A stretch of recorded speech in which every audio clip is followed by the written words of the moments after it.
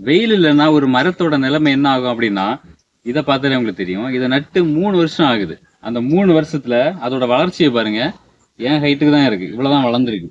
அது எதனாலன்னா வெயிலே அடிக்கல. மேல பாத்தீங்கன்னா தெரியும், ஃபுல்லா அடைஞ்சிட்டு நிக்குது. வேற நிறைய மரங்கள் வந்து அடைஞ்சு நிக்கிறனால வெயிலே கீழே வரல. அதனால இது இப்படியே நிக்குது. 3 வருஷம் ஆகுது, இன்னும் வளராம நிக்குது. நம்ம தோட்டத்துல வச்சது இன்னும் 2 செடி வச்சிருக்கோம். அதோட அதோட வளர்ச்சியை நம்ம பார்ப்போம். இப்ப இந்த மரத்தை பாருங்க, இதுவும் அதுவும் ஒரே டைம்ல ஒரே நாள் தான் வச்சது.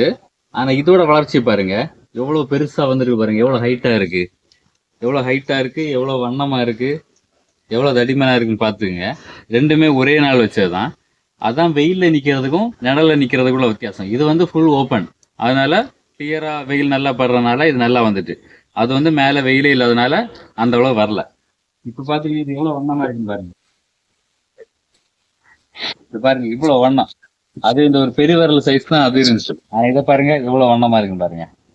இதான் 3 வருஷம் ஆன பலாமரம்.